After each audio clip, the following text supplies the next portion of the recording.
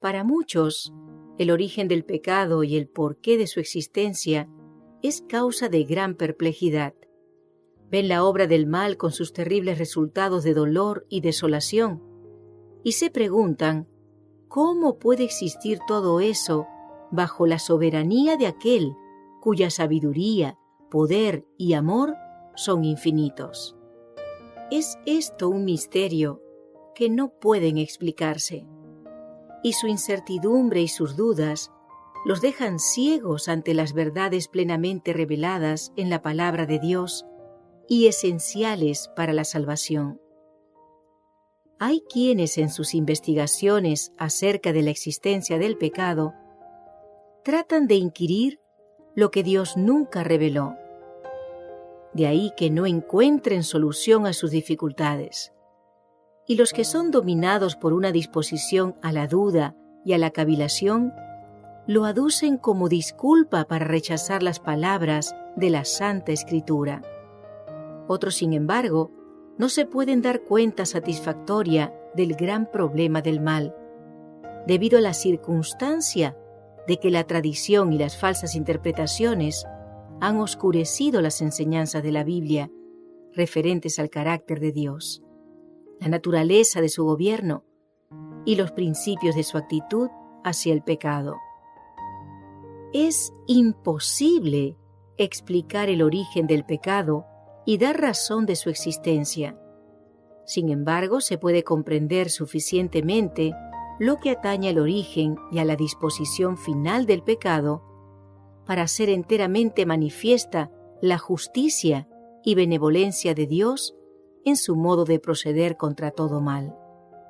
Nada se enseña con mayor claridad en las Sagradas Escrituras que el hecho de que Dios no fue en nada responsable de la introducción del pecado en el mundo y de que no hubo retención arbitraria de la gracia de Dios, ni error alguno en el gobierno divino que dieran lugar a la rebelión.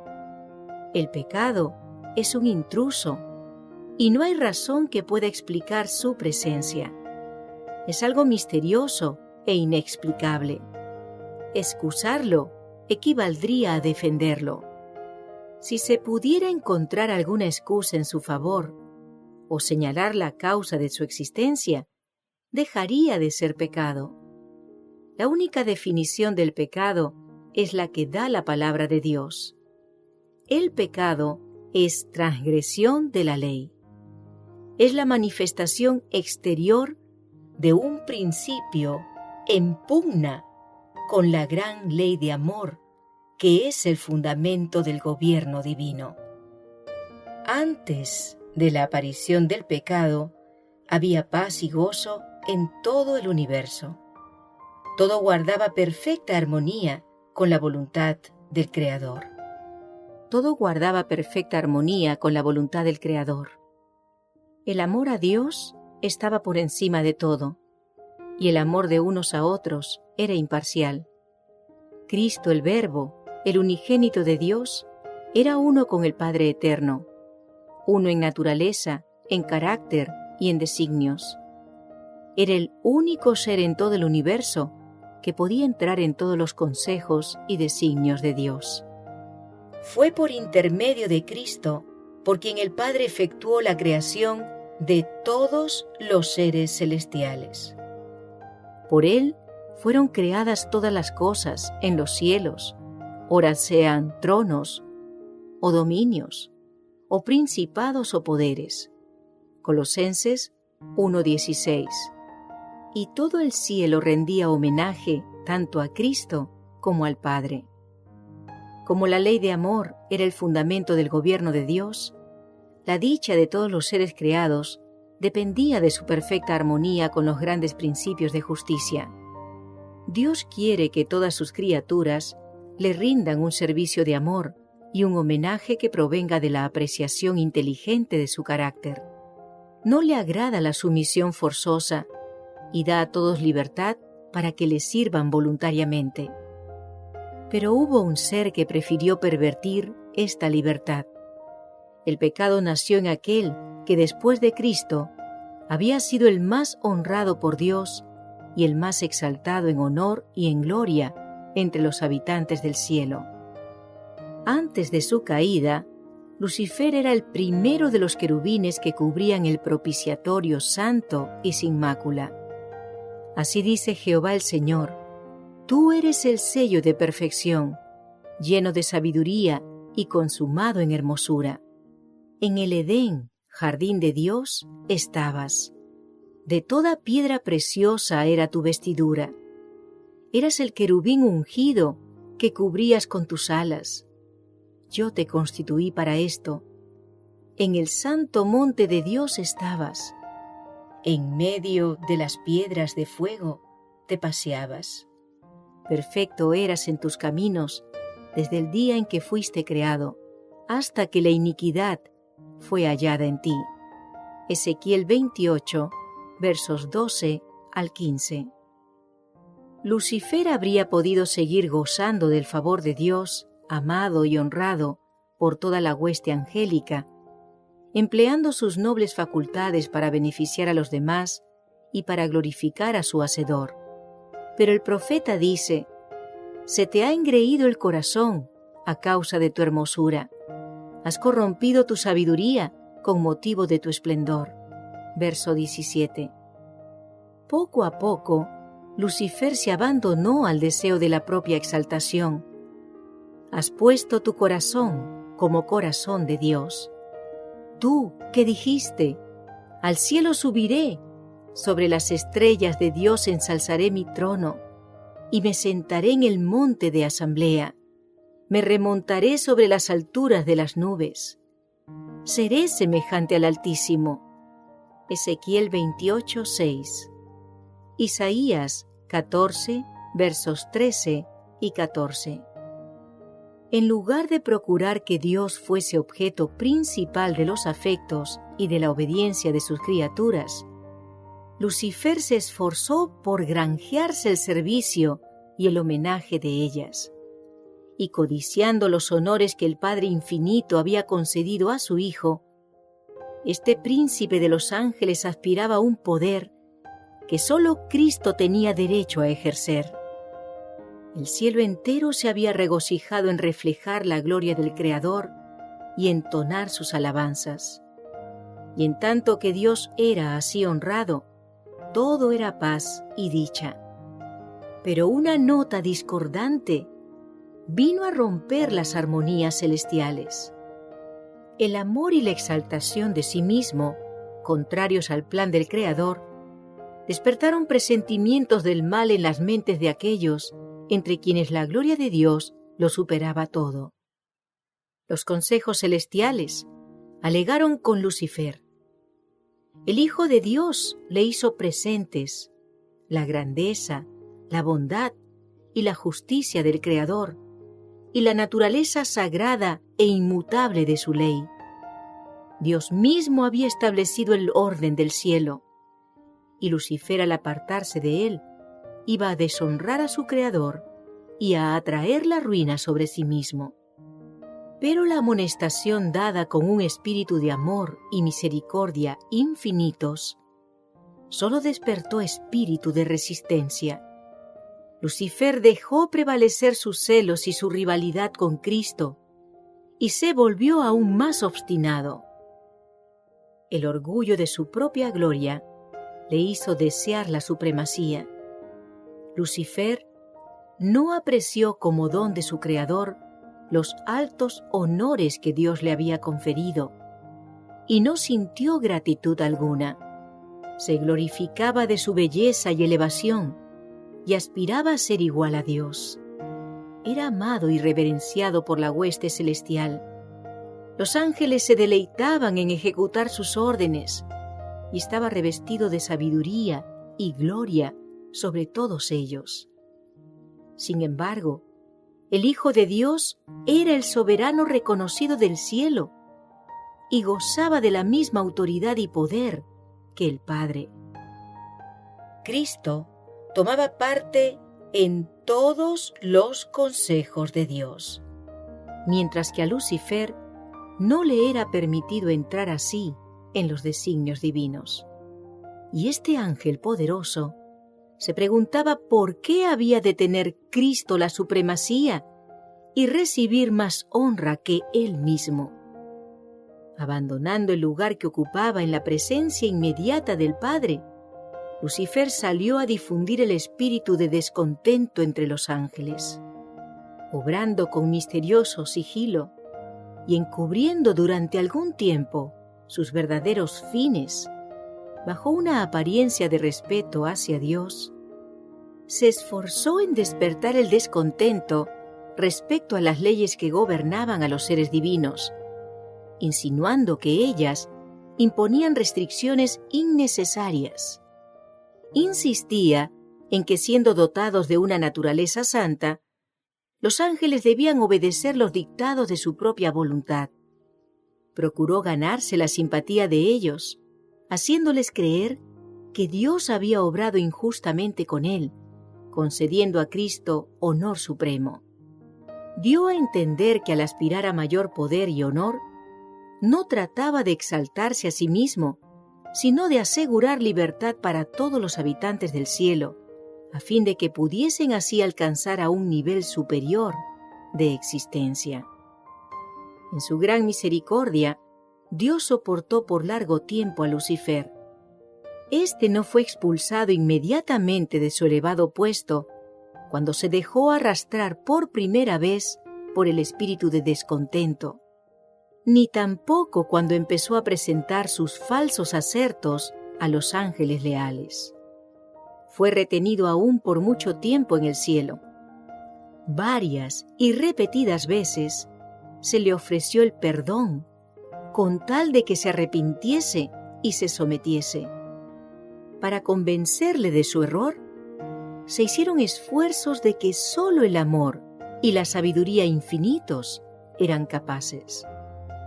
Hasta entonces, no se había conocido el espíritu de descontento en el cielo. El mismo Lucifer no veía en un principio hasta dónde le llevaría este espíritu. No comprendía la verdadera naturaleza de sus sentimientos. Pero cuando se demostró que su descontento no tenía motivo, Lucifer se convenció de que no tenía razón, que lo que Dios pedía era justo y que debía reconocerlo ante todo el cielo. De haberlo hecho así, se habría salvado a sí mismo y a muchos ángeles. En ese entonces, no había él negado aún toda obediencia a Dios. Aunque había abandonado su puesto de querubín cubridor, habría sido no obstante restablecido en su oficio, si reconociendo la sabiduría del Creador, hubiese estado dispuesto a volver a Dios y si se hubiese contentado con ocupar el lugar que le correspondía en el plan de Dios. Pero el orgullo le impidió someterse. Se empeñó en defender su proceder, insistiendo en que no necesitaba arrepentirse, y se entregó de lleno al gran conflicto con su Hacedor.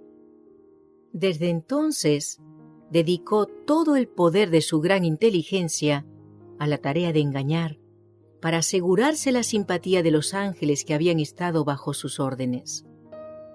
Hasta el hecho de que Cristo le había prevenido y aconsejado fue desnaturalizado para servir a sus pérfidos designios. A los que estaban más estrechamente ligados a él por el amor y la confianza, Satanás les hizo creer que había sido mal juzgado, que no se había respetado su posición y que se le quería coartar la libertad. Después de haber así desnaturalizado las palabras de Cristo, pasó a prevaricar y a mentir descaradamente, acusando al Hijo de Dios de querer humillarlo ante los habitantes del cielo. Además, trató de crear una situación falsa entre sí mismo y los ángeles aún leales. Todos aquellos a quienes no pudo sobornar y atraer completamente a su lado, los acusó de indiferencia respecto a los intereses de los seres celestiales.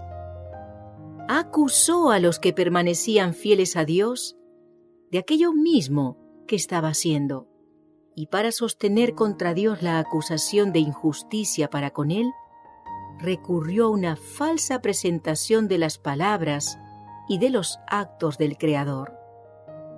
Su política consistía en confundir a los ángeles con argumentos sutiles acerca de los designios de Dios. Todo lo sencillo lo envolvía en misterio, y valiéndose de artera perversión, hacía nacer dudas respecto a las declaraciones más terminantes de Jehová. Su posición elevada y su estrecha relación con la administración divina daban mayor fuerza a sus representaciones, y muchos ángeles fueron inducidos a unirse con él en su rebelión contra la autoridad celestial. Dios permitió en su sabiduría que Satanás prosiguiese su obra hasta que el espíritu de desafecto se convirtiese en activa rebeldía. Era necesario que sus planes se desarrollaran por completo para que su naturaleza y sus tendencias quedaran a la vista de todos. Lucifer, como querubín ungido, había sido grandemente exaltado. Era muy amado de los seres celestiales y ejercía poderosa influencia sobre ellos. El gobierno de Dios no incluía solo a los habitantes del cielo, sino también todos los mundos que Él había creado.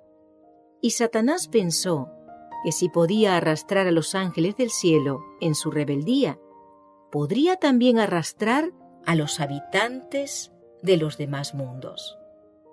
Había presentado arteramente su manera de ver la cuestión, valiéndose de sofismas y fraude para conseguir sus fines. Tenía gran poder para engañar, y al usar su disfraz de mentira, había obtenido una ventaja. Ni aun los ángeles leales podían discernir plenamente su carácter, ni ver a dónde conducía su obra. Satanás había sido tan altamente honrado, y todos sus actos estaban tan revestidos de misterio, que era difícil revelar a los ángeles la verdadera naturaleza de su obra. Antes de su completo desarrollo, el pecado no podía aparecer como el mal que era en realidad. Hasta entonces, no había existido en el universo de Dios, y los seres santos no tenían idea de su naturaleza y malignidad. No podían ni entrever las terribles consecuencias que resultarían de poner a un lado la ley de Dios. Al principio, Satanás había ocultado su obra bajo una astuta profesión de lealtad para con Dios. Aseveraba que se desvelaba por honrar a Dios, afianzar su gobierno y asegurar el bien de todos los habitantes del cielo. Mientras difundía el descontento entre los ángeles que estaban bajo sus órdenes, aparentaba hacer cuanto le era posible porque desapareciera ese mismo descontento. Sostenía que los cambios que reclamaba en el orden y en las leyes del gobierno de Dios eran necesarios para conservar la armonía en el cielo. En su actitud para con el pecado, Dios no podía sino obrar con justicia y verdad. Satanás podía hacer uso de armas de las cuales Dios no podía valerse: la lisonja y el engaño.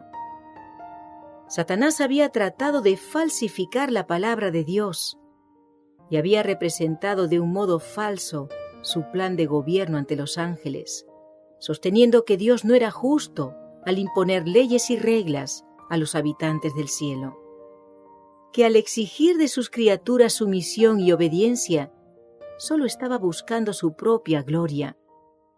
Por eso, debía ser puesto de manifiesto ante los habitantes del cielo y ante los de todos los mundos que el gobierno de Dios era justo y su ley perfecta. Satanás había dado a entender que él mismo trataba de promover el bien del universo. todos debían llegar a comprender el verdadero carácter del usurpador y el propósito que le animaba. Había que dejarle tiempo para que se diera a conocer por sus actos de maldad. Satanás achacaba a la ley y al gobierno de Dios la discordia que su propia conducta había introducido en el cielo. Declaraba que todo el mal provenía de la administración divina. Aseveraba que lo que él mismo quería era perfeccionar los estatutos de Jehová. Era pues necesario que diera a conocer la naturaleza de sus pretensiones y los resultados de los cambios que él proponía introducir en la ley divina. Su propia obra debía condenarle. Satanás había declarado desde un principio que no estaba en rebelión. El universo entero debía ver al seductor desenmascarado. Aun cuando quedó resuelto que Satanás no podría permanecer por más tiempo en el cielo, la sabiduría infinita no le destruyó. En vista de que solo un servicio de amor puede ser aceptable a Dios, la sumisión de sus criaturas debe proceder de una convicción de su justicia y benevolencia.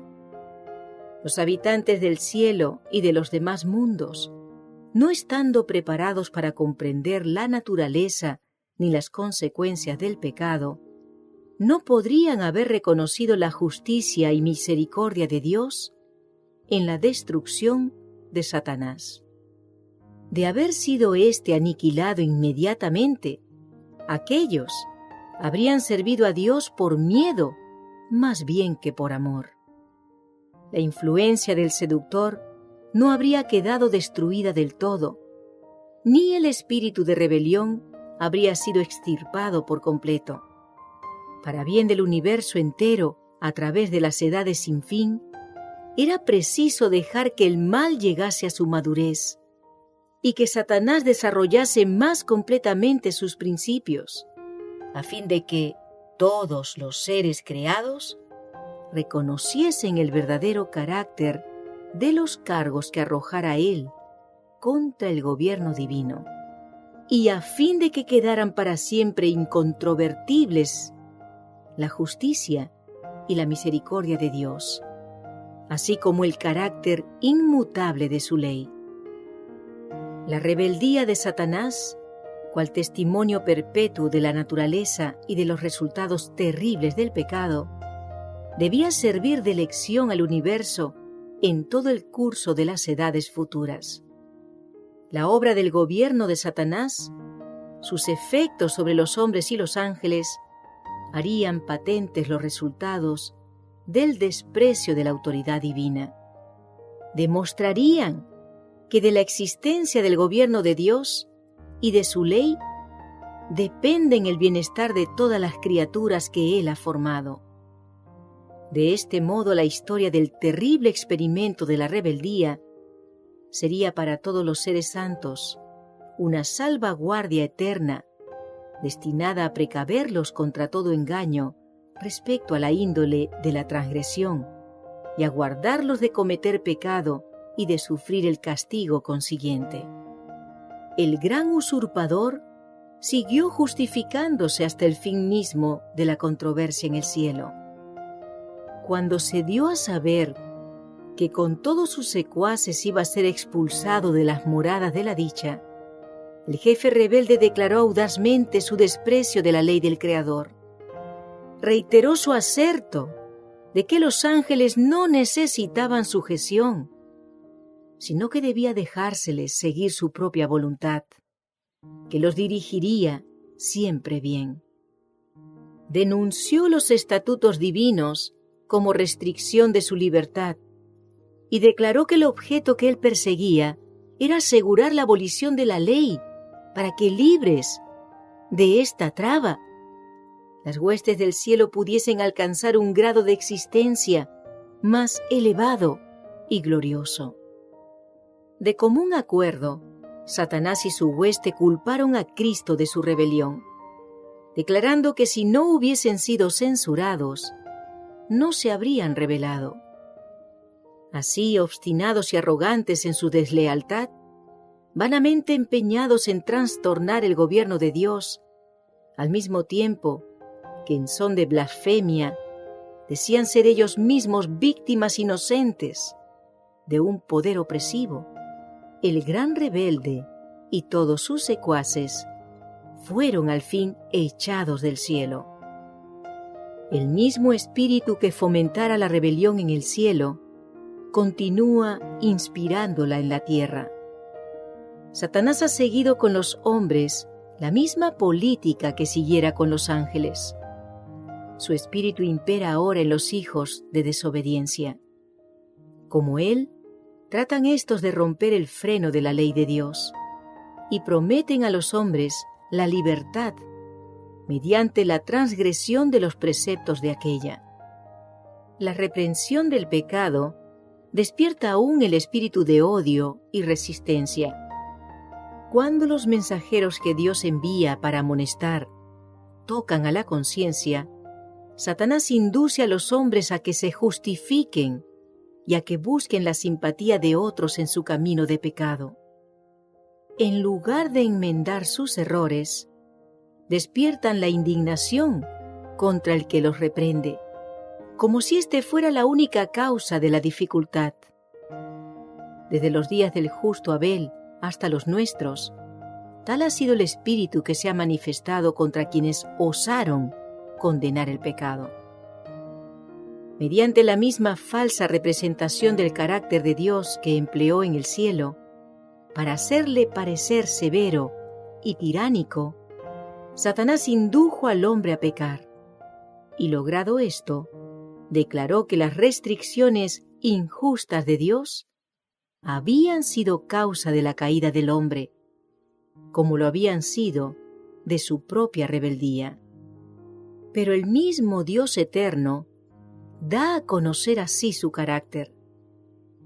Jehová, Jehová, Dios compasivo y clemente, lento en iras y grande en misericordia y en fidelidad, que usa de misericordia hasta la 1000ª generación, que perdona la iniquidad, la transgresión y el pecado, pero que de ningún modo tendrá por inocente al rebelde.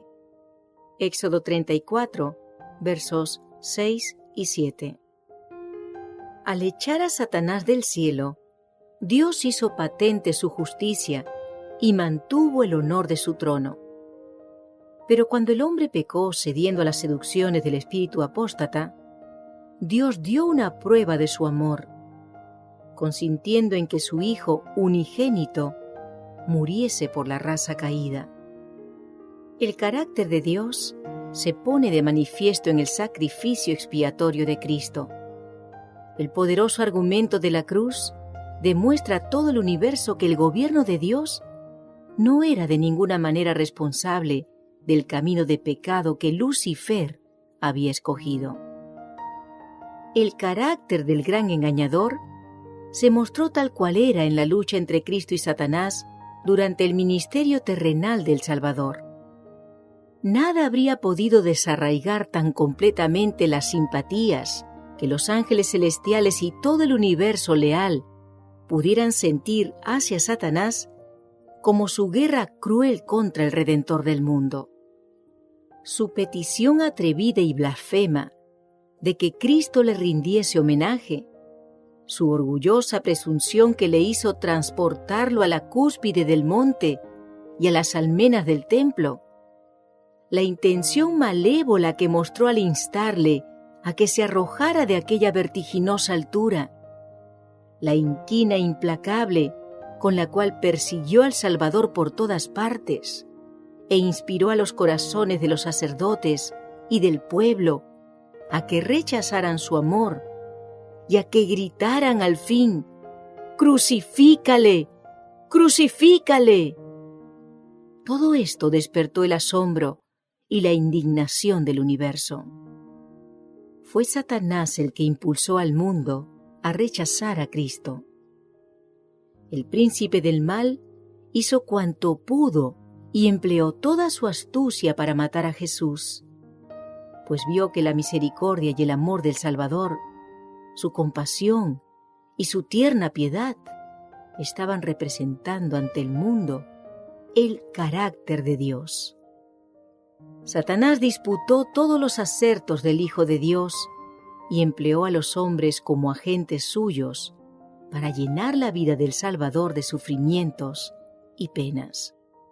Los sofismas y las mentiras, por medio de las cuales procuró obstaculizar la obra de Jesús, el odio manifestado por los hijos de rebelión, sus acusaciones crueles contra aquel cuya vida se rigió por una bondad sin precedente, todo ello provenía de un sentimiento de venganza profundamente arraigado.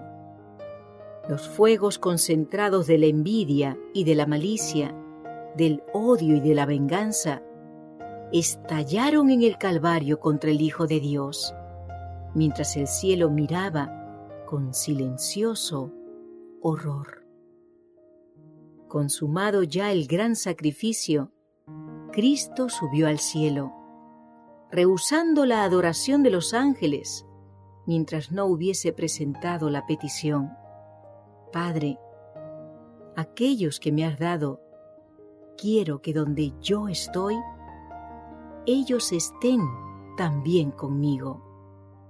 Juan 17:24. Entonces, con amor y poder indecibles, el Padre respondió desde su trono: Adórenle todos los ángeles de Dios. Hebreos 1:6.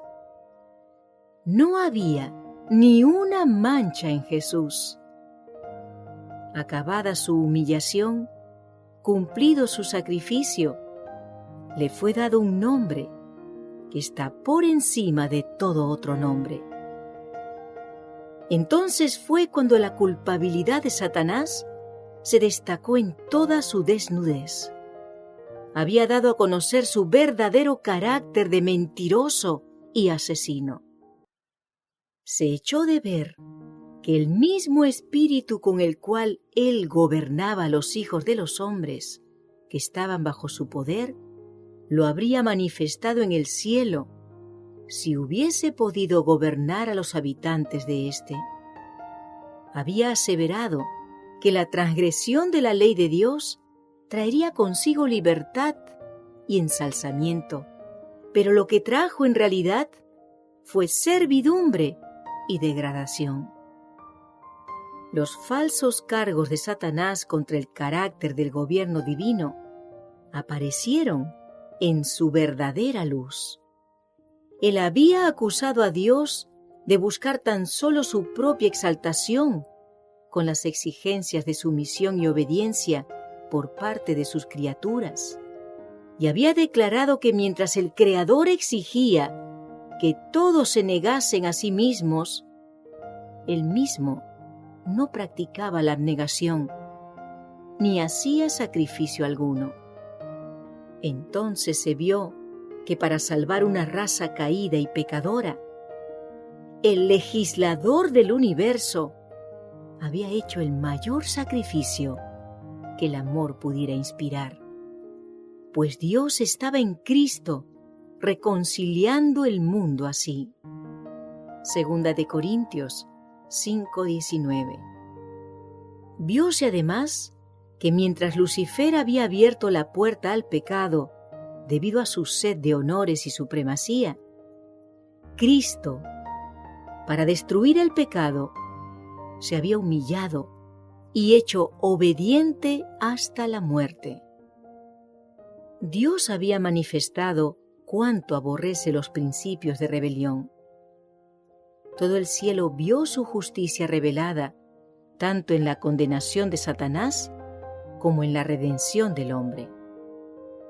Lucifer había declarado que si la ley de Dios era inmutable y su penalidad irremisible, todo transgresor debía ser excluido para siempre de la gracia del Creador.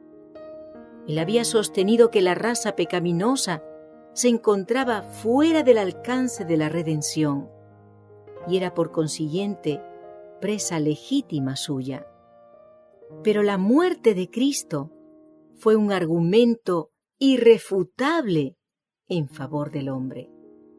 La penalidad de la ley caía sobre él, que era igual a Dios, y el hombre quedaba libre de aceptar la justicia de Dios y de triunfar del poder de Satanás mediante una vida de arrepentimiento y humillación, como el Hijo de Dios había triunfado. Así, Dios es justo, al mismo tiempo que justifica a todos los que creen en Jesús. Pero no fue tan solo para realizar la redención del hombre, para lo que Cristo vino a la tierra a sufrir y morir. Vino para engrandecer la ley y hacerla honorable.